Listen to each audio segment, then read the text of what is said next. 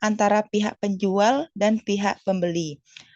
Adapun nilai di masa mendatang dari objek yang diperdagangkan tersebut sangat dipengaruhi oleh instrumen induknya yang ada di spot market. Selanjutnya, selanjutnya akan disampaikan oleh rekan saya. Kepada rekan saya persilahkan. Selanjutnya adalah beberapa jenis transaksi dan valuta asing. Yang pertama ada transaksi valuta today, yaitu transaksi yang dilakukan pada hari juga dengan menggunakan pergerakan mata uang pada hari yang bersangkutan.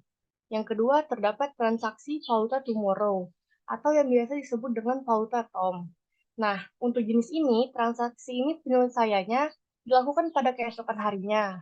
Misalnya, hari ini kita membeli dolar US, maka penyelesaian transaksinya dilakukan keesokan harinya. Dan yang ketiga ada transaksi spot, yaitu transaksi ini penyelesaiannya dilakukan di hari kemudian. Next slide. Nah, untuk selanjutnya adalah jenis transaksi derivatif yang utama. Yang pertama tuh ada forward. Forward itu adalah jenis transaksi produk derivatif yang pertama dan sederhana. Dalam kontrak forward, dua pihak mengadakan perjanjian penyerahan suatu barang pada waktu yang akan datang dengan harga yang sudah ditentukan lebih dahulu pada saat perjanjian dibuat, yaitu transaksi yang dilakukan pada hari ini juga dengan menggunakan pergerakan mata uang pada hari yang bersangkutan. Yang kedua itu ada option. Kontrak option pada dasarnya memberikan hak tetapi bukan kewajiban kepada pemberi option. Yang ketiga ada future. Kontrak future adalah kontrak forward yang distandarisasi dalam hal jumlah, kualitas, waktu dan tempat penyerahan barang. Jadi pada dasarnya standarisasi ini dimaksud untuk menghilangkan kendala atau kelemahan yang ada pada forward. Jadi transaksi ini penyelesaiannya dilakukan pada keesokan harinya. Dan yang kelima ada swap. Perjanjian swap adalah transaksi pertukaran dua valuta melalui pembelian atau penjualan tunai. Dengan penjualan atau pembelian kembali secara berjangka yang dilakukan secara simultan dengan bank yang sama pada pihak tingkat premi atau diskon dan kurs yang dibuat dan disepakati pada tanggal transaksi yang dilakukan. Selanjutnya akan disampaikan oleh rekan saya. Terima kasih.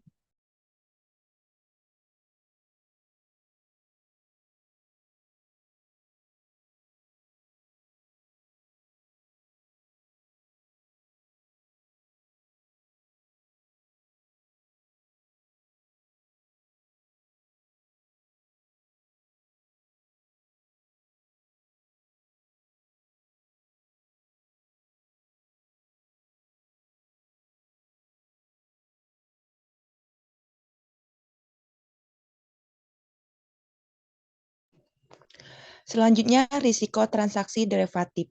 Fungsi utama instrumen derivatif adalah untuk memungkinkan para pihak untuk mengalihkan risiko yang timbul dari adanya perubahan dalam tingkat bunga, kurs mata uang, harga saham, dan harga komoditi.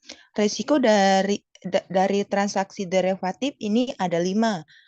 Risiko tersebut ialah yang pertama ada risiko pasar, yang kedua ada risiko kredit, yang ketiga ada risiko operasional, dan yang keempat ada risiko hukum.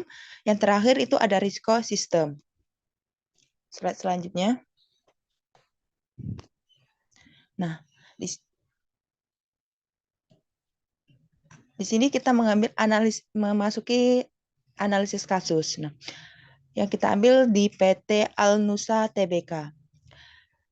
PT Alnusa Tbk dengan Bank Danamon. Bank Danamon adalah suatu bank yang menawarkan dua macam produk tabungan, yaitu syariah dan konvensional. Pada rekening syariah tidak diperbolehkan menggunakan transaksi derivatif. Namun pada rekening konvensional transaksi ini diperbolehkan. Awalnya Danamon hanya menawarkan transaksi ini kepada para nasabah yang pembiayaan syariah dalam bentuk valuta asing. Karena usahanya yang juga menghasilkan falas, karena nasabah ini potensial, Maka bank konvensionalnya kemudian menawari dia dengan produk derivatif berupa lindung nilai untuk falas. Hal ini yang menyebabkan suatu keganjalan karena bank seharusnya hal ini tidak boleh dilakukan dan hal ini terkait dengan rekening syariah milik PT Al-Nusa Tbk. Oleh karena itu, Al-Nusa Tbk ikut tersandung dalam kasus ini. Dan saat ini dikarenakan adanya krisis finansial yang menyeret nilai rupiah terus melemah terhadap dolar, akibatnya merugikan yang dialami pun tak sedikit. Dan sebagai jalan tengah, Bank Indonesia akhirnya melarang produk derivatif yang dihubungkan dengan rupiah karena produk ini sudah dianggap merugikan bagi pihak yang melakukannya. Selanjutnya akan disampaikan oleh rekan saya.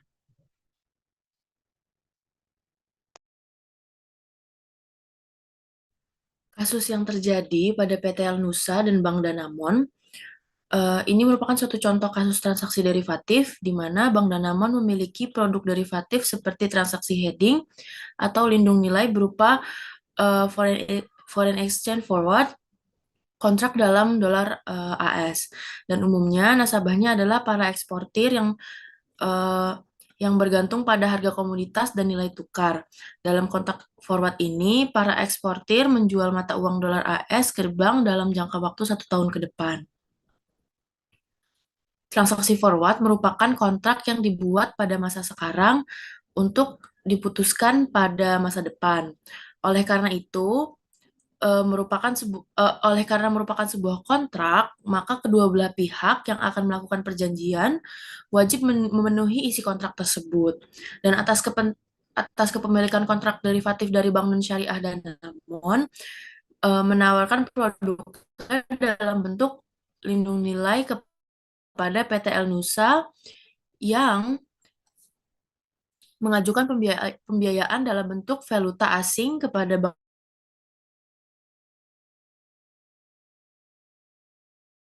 syariah, kemudian terlena dengan rayuan Bank Danamon konvensial untuk menggunakan produk derivatif berbentuk lindung nilai untuk mengamankan pinjamannya dalam bentuk valuta asing.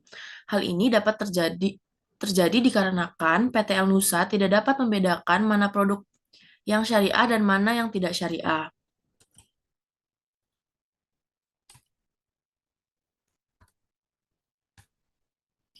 Ketidaktahuan nasabah inilah yang dimanfaatkan oleh Bank Danamon non-syariah untuk meraup keuntungan yang sebesar-besarnya, padahal Bank Danamon Syariah telah mengetahui bahwa transaksi ini tidak boleh dilakukan. Hal ini menunjukkan bahwa manajemen Bank Danamon memang tidak beritikat untuk menjual produk yang benar-benar syariah. Pembukuan unit syariah di Bank Danamon hanya semata-mata dilandasi untuk meraup keuntungan yang sebesar-besarnya.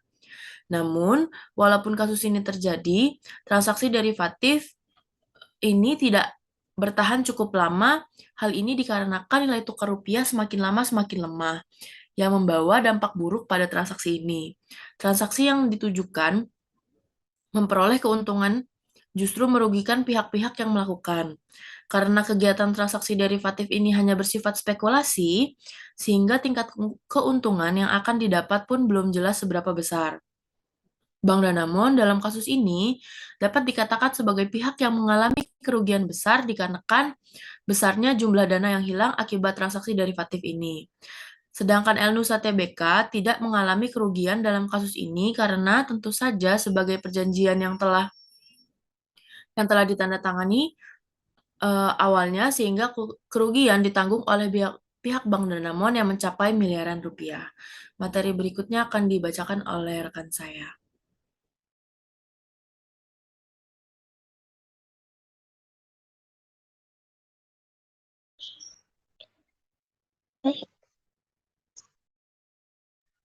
Baik, untuk selanjutnya, kerugian yang diterima oleh Danamon. Krisis keuangan global yang terjadi pada saat ini memang berdampak pada Danamon tentunya. Kejatuhan harga komoditas dan kelemahan nilai tukar rupiah menyebabkan para nasabah ekspor eksportir yang terlibat transaksi derivatif mengalami kesulitan untuk membayar kewajibannya. Kemampuan nasabah menjadi semakin menurun. Hal ini mungkin dikarenakan semakin tingginya rupiah yang akhirnya kemampuan untuk melakukan pertukaran semakin melemah. Dan akibatnya, Danamon pun menderita kerugian karena harus mengalokasikan pencadangan hingga sekitar kurang lebih 800 miliar rupiah atas produk derivatif tersebut. Nah, selain mencadangkan uh, 800 miliar, Bank Danamon juga ada hal lain yang menyebabkan kerugian dari Bank Danamon itu sendiri yang tetap terkait dengan kasus derivatif, yaitu bank sebagai perantara dalam melakukan transaksi derivatif, tentunya juga memiliki atau mengikat kontrak transaksi derivatif dengan bank-bank lain. Misalnya, bank-bank asing yang lebih besar, otomatis kalau sampai kontrak derivatif dengan nasabah macet, maka bank harus menomboki jumlah yang macet tersebut untuk melunasi kewajibannya kepada bank mitranya. Untuk slide selanjutnya, di bagian penyelesaian dari kasus Bank Danamon dan El Nusa ini, yang menderita kerugian adalah Bank Danamon. Dan atas contoh kasus ini, sebaiknya dilakukan satu jalan tengah atau pemecahan masalah agar kasus derivatif ini tidak terus-menerus merugikan salah satu pihak yang bahkan bisa membawa kasus ini ke jalur hukum. Melainkan, kasus ini dapat cepat terselesaikan. Sebagai contohnya, kasus di atas ada beberapa jalan tengah atau pemecahan atau bahkan penghindaran dari kasus derivatif yang semestinya dilakukan terhadap kasus derivatif tersebut yang dapat diambil oleh kedua belah pihak yang berseteru untuk mengambil suatu jalan tengah.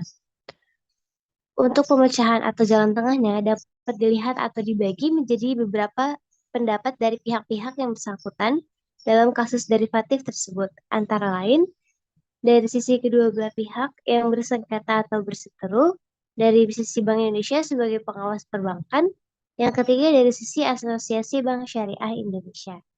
Untuk slide selanjutnya akan dibacakan oleh rekan saya. Terima kasih. Dampak transaksi derivatif terhadap Bank Danamon. Dikarenakan Danamon Syariah melakukan transaksi derivatif, yang mana seharusnya hal ini tidak boleh dilakukan oleh perbankan syariah, maka hal ini bisa mencoreng citra bank dan menurunkan kepercayaan masyarakat pada bank syariah.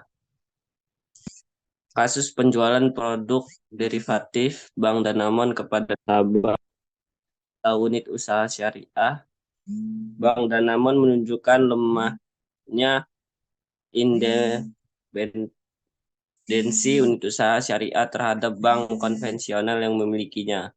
Selanjutnya akan disampaikan oleh rekan saya.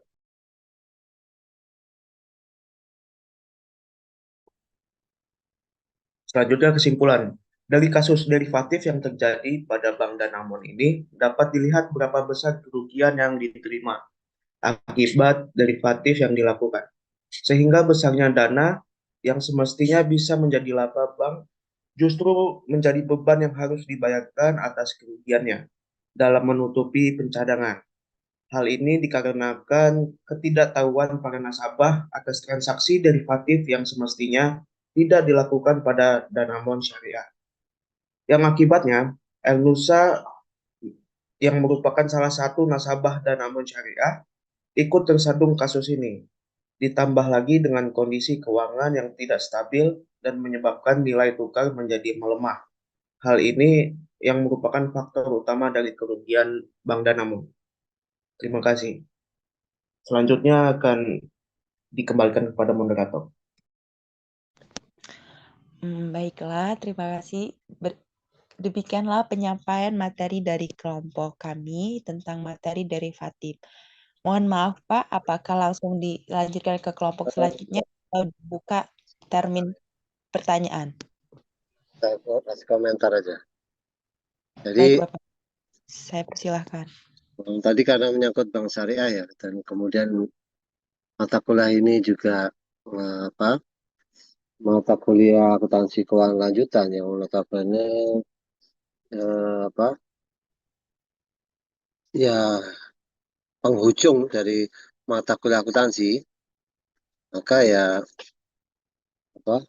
kita bahas sekilas tadi minggu tentang akuntansi syariah ya. Oke, sebentar.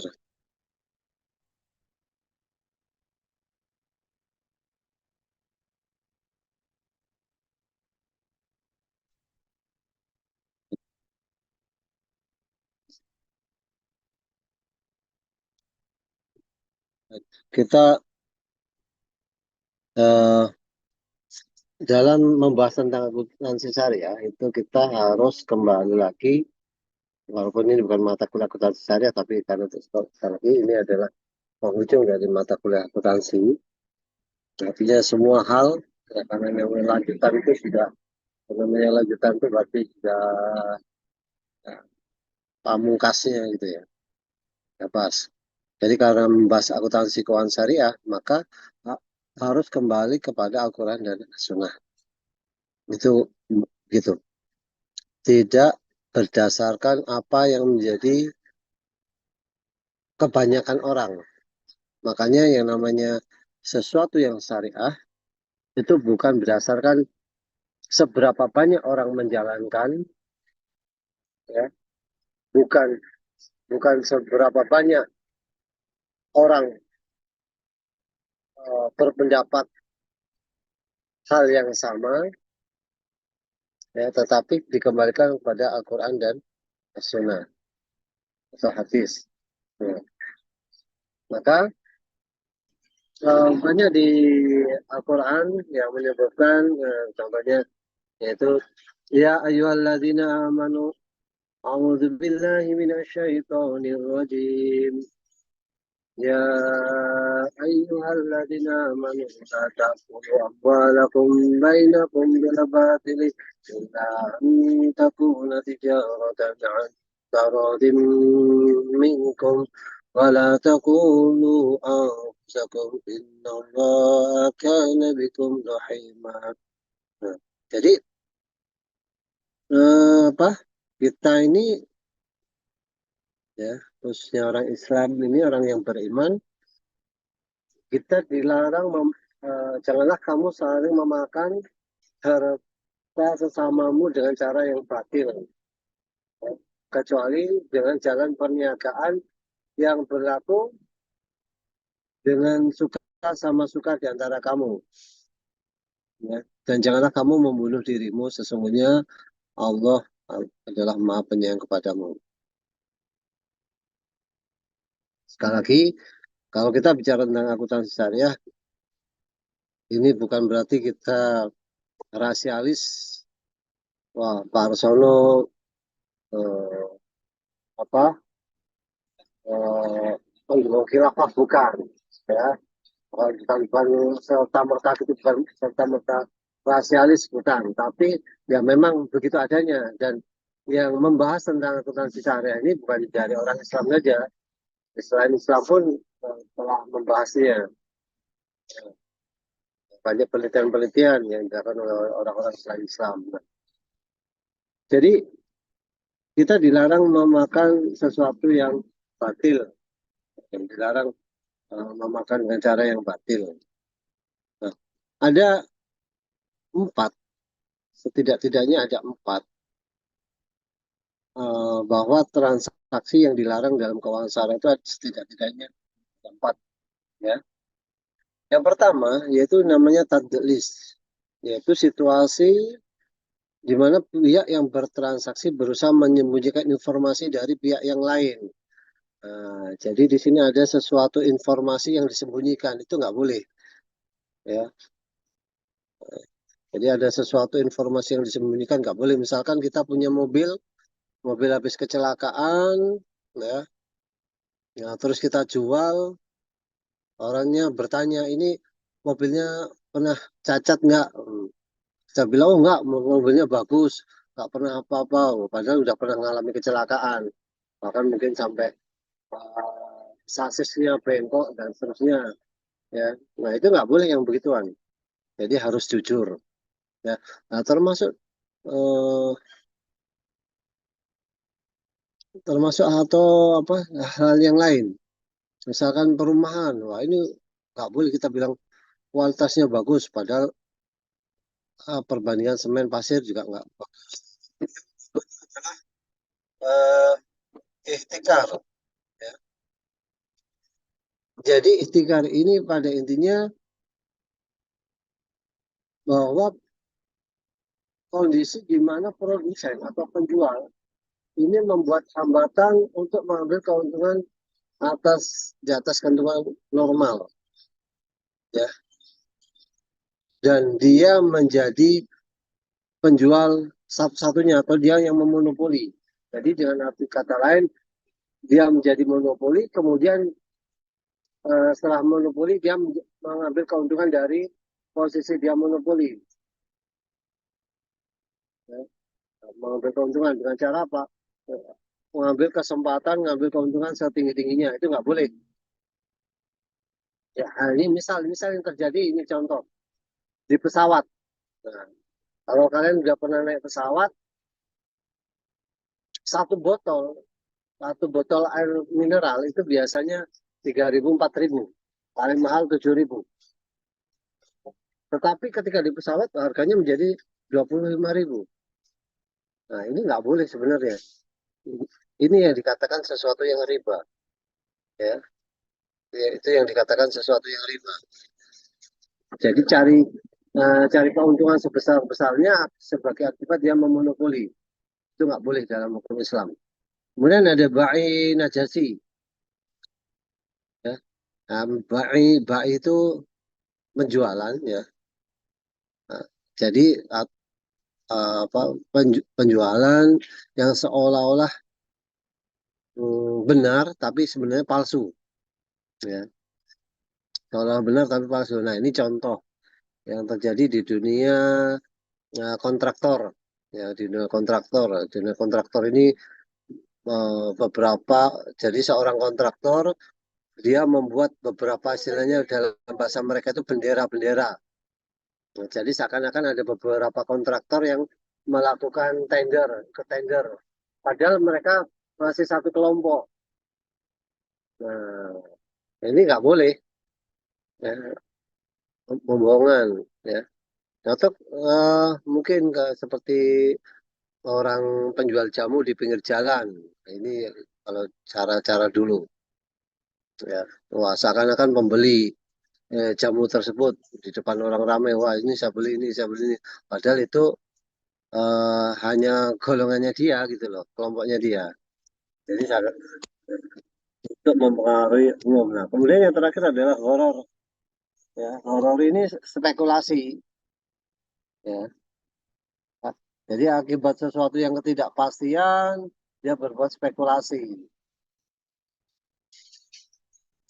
Ini nggak boleh. Nah, makanya ketika derivatif, balik ke materi, derivatif itu kenapa nggak boleh dalam akuntansi syariah? Karena itu ada ketidakpastian.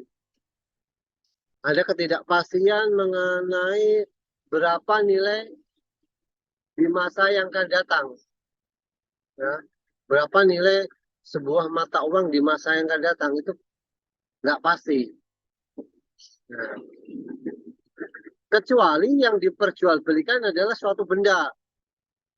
Misalnya kan saya mau pesan emas 1 kilo 2 bulan yang akan datang. Nah, itu nggak ada masalah kalau pesan emasnya, ya. Nah, tergantung nanti ketika emas di 2 bulan yang akan datang berapa harga pasarnya, hanya begitu saja. Tapi kalau antara uang dengan uang tidak ada suatu benda yang ditransaksikan, itu nggak bisa.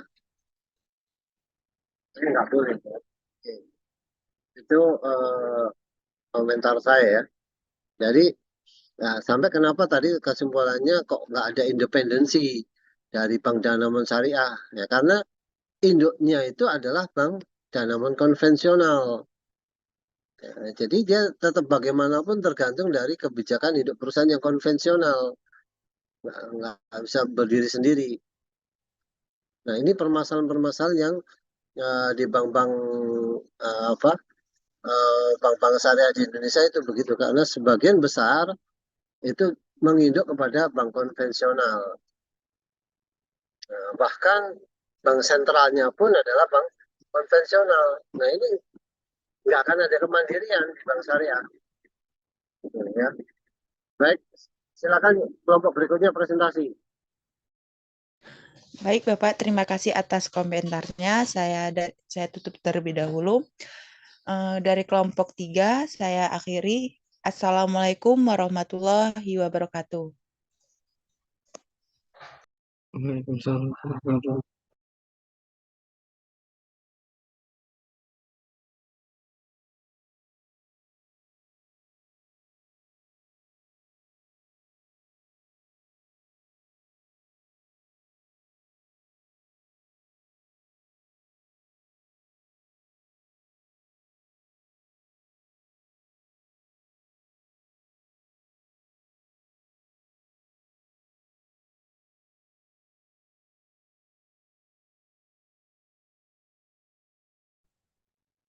Assalamualaikum warahmatullahi wabarakatuh. Selamat pagi semuanya.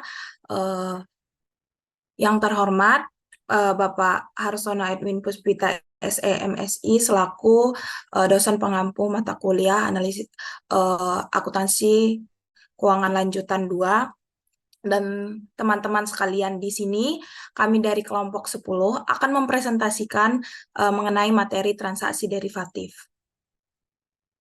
Sebelum kami mempresentasikan materi kali ini, kami dari kelompok 10 beranggotakan 6 orang. Yang pertama ada Anissa Nur Utami, yang kedua ada saya sendiri, Sri Natalia Maharani Brusinulingga, lalu yang ketiga ada Salsabila Indah Arti Pratiwi, lalu yang keempat ada Nabila Delviana Putri, dan yang kelima ada Resi Pramestia, dan yang terakhir ada Nabila Clarissa Karamoy. Nah, materi yang pertama akan dijelaskan oleh rekan saya. Baik, di sini saya akan menjelaskan derivatif. Derivatif adalah sebuah instrumen keuangan yang menjanjikan hasil yang diturunkan dari nilai satu atau beberapa dasar underlying yang dispesifikasi secara kontraktual. Dasar yang menentukan hasil yang diperjanjikan atas suatu derivatif yaitu berupa harga saham, harga obligasi, tingkat bunga, harga emas, harga minyak, harga telur, kurs tukar, dan lain sebagainya. Lalu ada dua tujuan perusahaan menggunakan sistem derivatif, yaitu yang pertama, menciptakan nilai bagi para pemegang sahamnya dengan derivatif untuk mengelola sahamnya. Yang kedua, derivatif dapat melindungi nilai atau harga dari suatu komoditas di masa yang akan datang. Next.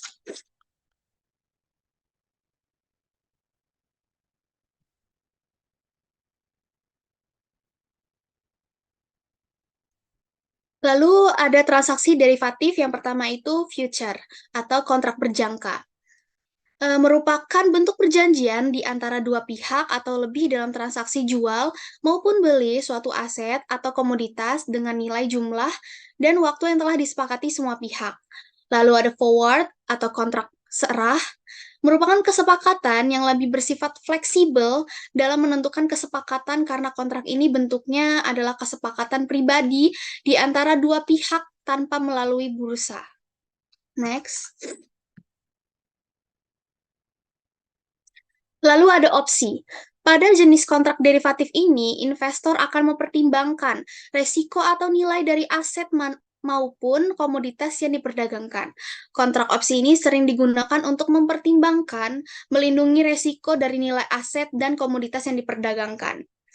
Kontrak opsi ini sendiri pada dasarnya memiliki dua jenis. Yang pertama opsi jual, dan yang kedua opsi beli. Opsi jual atau yang disebut put option, sesuai dengan namanya, jenis opsi ini adalah kontrak yang diberikan kepada investor untuk melakukan pilihan jual terhadap aset atau komoditas yang diperdagangkan. Aset dan komoditas yang diperdagangkan tersebut memiliki nilai jual yang sesuai dengan kesepakatan yang telah disepakati sebelumnya. Lalu ada opsi beli atau call option. Opsi beli ini sesuai dengan namanya, yaitu kontrak yang diberikan investor untuk membeli aset atau komoditas yang diperdagangkan.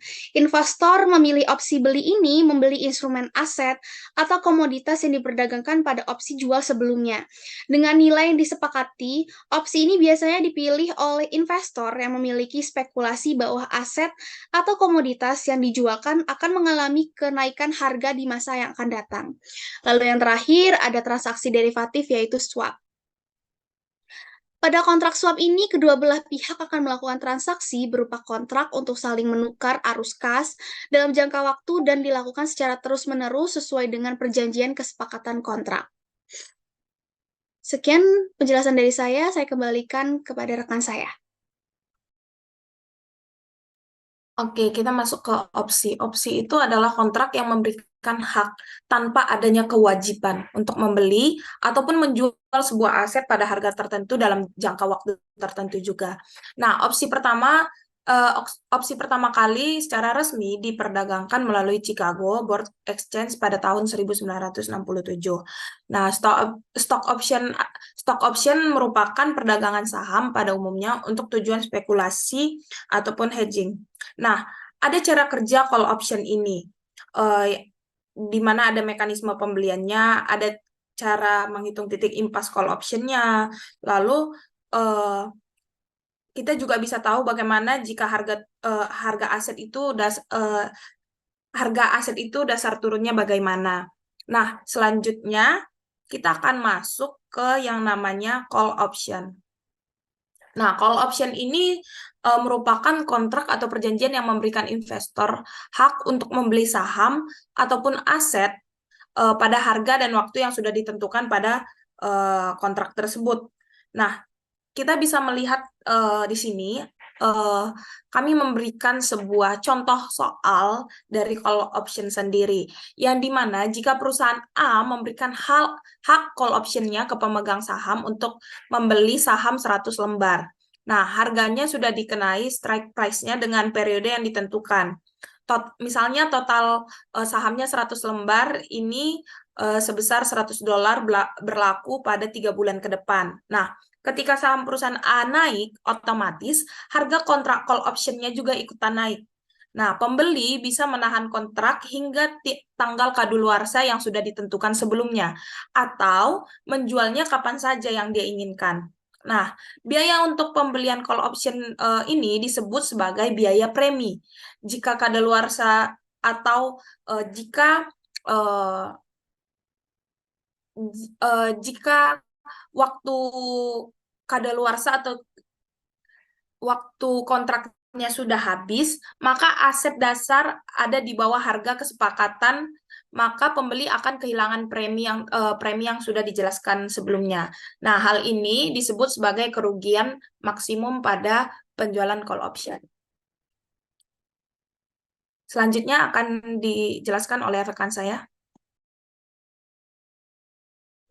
Nah, baik, di sini saya akan menjelaskan tentang 5 faktor yang menentukan nilai opsi. Yang pertama adalah harga saham, kedua harga exercise, ketiga tingkat bunga, dan yang keempat jangka waktu akan jatuh tempo, dan kelima volatility harga saham. Next slide. Dua ukuran umum dari nilai. Yang pertama adalah harga pasar, yaitu harga ketika pedagang bersedia untuk membeli atau menjual kontrak. Harga pasar biasanya transparan, artinya sering dipublikasikan secara real time oleh bursa berdasarkan semua tawaran dan penawaran saat ini yang ditempatkan pada kontrak tertentu pada satu waktu. Selanjutnya adalah harga bebas arbitrase, artinya tidak ada keuntungan bebas risiko yang bisa dilakukan dengan melakukan perdagangan dalam kontrak ini, atau lihat harga rasional. Harga bebas arbitrase untuk kontrak derivatif bisa rumit dan ada banyak variabel berbeda yang perlu dipertimbangkan. Harga bebas arbitrase adalah topik utama matematika keuangan. Baiklah, untuk materi selanjutnya akan dijelaskan oleh rekan saya. Oke, selanjutnya ada OTC atau over the counter. Adalah sebuah proses di mana sebuah saham yang tidak terdaftar di bursa utama akan diperdagangkan melalui sebuah jaringan broker dealer. OTC adalah pasar sekuritas yang berorientasi pada dealer, merupakan sebuah pasar yang terdesentralisasi dan tidak terorganisir, di mana proses perdagangan terjadi melalui telepon, email, dan lain-lain. Secara historis, frasa trading OTC mengacu pada sekuritas yang berpindah tangan antara dua pihak tanpa keterlibatan bursa efek. Over the counter merupakan tantangan terbesar dalam menggunakan model untuk menurunkan harga, karena tidak diperdagangkan secara publik sehingga tidak ada harga pasar yang tersedia untuk melakukan validasi evaluasi teoritis. Selanjutnya ada waran. Waran adalah salah suatu surat berharga yang dikeluarkan oleh perusahaan yang memberikan hak kepada pemegangnya untuk membeli saham perusahaan dengan harga tertentu selama periode tertentu pula. Masa waran biasanya adalah 6 bulan atau lebih. Dalam waran akan disebutkan jumlah saham yang bisa dibeli, harga eksekusi, dan tanggal jatuh tempo. Harga waran tidak akan pernah lebih besar daripada harga efek utamanya karena harganya tergantung pada harga efek utamanya. Investasi waran tidak memperoleh dividen dan tidak mempunyai hak suara dalam perusahaan karena bukan pemegang saham perseroan. Biasanya waran dijual bersamaan dengan surat berharga lainnya. Namun setelah memasuki pasar, maka waran diperdagangkan secara tersendiri. Selanjutnya akan dijelaskan oleh teman saya. Baik, selanjutnya di sini ada right. Right adalah hak memesan efek terlebih dahulu. Biasanya munculnya instrumen derivatif ini dilakukan ketika emiten melakukan penawaran saham kedua atau second issue. Di pasar modal Indonesia, second issue ini biasa disebut dengan right issue, yang secara sederhana bisa kita terjemahkan mengeluarkan saham dengan hak membeli kepada pemegang saham lama. Artinya, dalam right issue tersebut, pemegang saham lama diberi prioritas terlebih dahulu untuk memiliki saham yang akan dikeluarkan itu. Sifatnya itu berupa hak. Jadi, pemegang saham lama boleh melakukan pembelian, tapi boleh juga melepas haknya. Karena sifatnya yang demikian itu, maka right yang merupakan hak untuk membeli saham yang dikeluarkan itu bisa diperjualbelikan di lantai bursa. Next. Periode perdagangan right tersebut tidak selamanya, melainkan hanya sementara saja, biasanya antara 5 hingga 10 hari di bursa. Dengan sifatnya yang berupa hak, ada beberapa keistimewaan dan keuntungan yang bisa diperoleh investor dengan right ini. Investor yang menjadi pemegang saham lama memiliki hak istimewa untuk membeli saham baru pada harga yang telah ditetapkan dengan menukarkan right yang dimilikinya. Dengan hak istimewa itu memungkinkan investor tersebut untuk memperoleh keuntungan dengan membeli saham baru dengan harga yang lebih murah. Next. Nah, seperti contoh ini, emiten ABC melakukan right issue dengan harga Rp1.500 per lembar. Right dari saham itu dijual pada harga Rp200. Itu artinya bagi pemegang saham lama untuk dapat membeli saham baru emiten senilai Rp1.500. Dia harusnya menebus right yang menjadi hak untuk membeli saham senilai Rp200 per saham. Dengan demikian, modal yang dikeluarkan investor untuk membeli saham baru emiten itu adalah Rp1.700 per saham. Kalau pada saat pelaksanaan harga saham di pasar naik menjadi Rp2.000 per saham, berarti pemegang saham sudah menikmati keuntungan sebesar Rp300 per saham. Selanjutnya akan dijelaskan oleh rekan saya. Selanjutnya yaitu derivatif sebagai lindung nilai. Fleksibilitas dalam penggunaan dan harga sekuritas derivatif yang relatif lebih murah dibandingkan dengan instrumen keuangan tradisional merupakan alasan mengapa derivatif menjadi populer untuk manajemen risiko. Perusahaan-perusahaan yang bertransaksi di pasar kredit sangat mungkin terkena risiko suku bunga yang signifikan. Oleh karena nilai dan atau arus kas dari instrumen keuangan derivatif dapat bervariasi sesuai dengan perubahan suku bunga atau nilai tukar mata uang asing, maka derivatif dapat digunakan untuk mengimbangi risiko nilai wajar suatu perusahaan atau arus kas dari dampak negatif kekuatan pasar. Lindung nilai adalah suatu strategi yang diciptakan untuk mengurangi timbulnya risiko bisnis yang tidak terduga, di samping tetap dimungkinkannya memperoleh keuntungan dari investasi tersebut. Manfaatnya adalah mengalihkan risiko fluktuasi harga jual, biaya, suku bunga, atau nilai tukar mata uang. Yang kedua, membantu mengelola biaya. Selanjutnya, derivatif sebagai spekulasi. Derivatif juga digunakan para spekulator yang mencari peluang untuk mendapatkan keuntungan dari perubahan harga aset dasar. Hal itu bisa terjadi karena kontrak di pasar derivatif. Seperti halnya di pasar secara fisik, juga berubah harganya sehingga orang-orang bisa meraih profit dengan cara memperjualbelikan kontrak derivatif. Keterlibatan unsur spekulatif dalam transaksi derivatif secara otomatis akan hilang jika dalam transaksi derivatif terdapat dua unsur analisis, yaitu yang pertama analisis teknikal. Analisis yang melihat secara cermat bagaimana harga saham atau uang dan bagaimana grafik indeks dari waktu ke waktu. Yang kedua, analisis fundamental adalah analisis yang menilai pergerakan perdagangan derivatif dipengaruhi oleh faktor-faktor fundamental seperti interest rate, kebijakan ekonomi, pendapatan nasional, long-term investment prospect, stabilitas ekonomi, politik teknologi, dan lain sebagainya. Selanjutnya ada pengakuan dan pengukuran untuk derivatif. Yang pertama, derivatif harus diakui dalam laporan keuangan sebagai aktiva atau kewajiban. Yang kedua, setelah pengakuan awal, entitas mengukur derivatif yang diakui sebagai aktiva atau kewajiban pada nilai wajarnya. Yang ketiga, keuntungan dan kerugian yang dihasilkan dari spekulasi dari derivatif harus langsung diakui dalam pendapatan laba rugi. Selanjutnya, saya kembalikan ke moderator.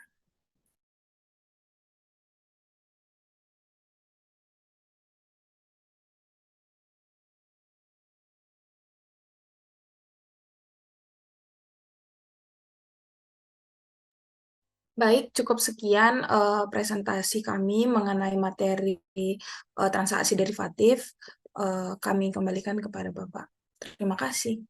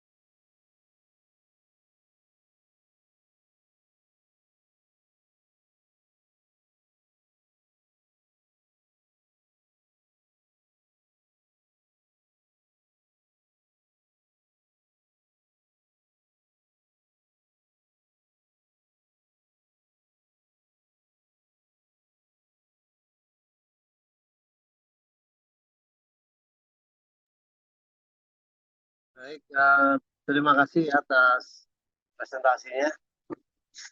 Insya Allah kita pertemuan yang akan datang kuis ya. Loh? Loh? Iya, Bapak. Baik. Ya, baik. Baik, Pak. Baik. Isinya kalau yang presentasi kedua ini hampir persis sama seperti yang lalu ya. Ada yang sesuatu baru. Baik, makasih atas kehadiran kalian. Minta tolong semua file-file itu di-upload ke grup ya, supaya yang lain juga tahu. Dan jangan lupa absennya. Makasih atas kehadiran kalian. Saya akhiri. Assalamualaikum warahmatullahi wabarakatuh. Waalaikumsalam warahmatullahi Waalaikumsalam wabarakatuh. warahmatullahi wabarakatuh. Terima kasih, Pak. Terima kasih, Pak. Waalaikumsalam warahmatullahi wabarakatuh. Terima kasih, Pak.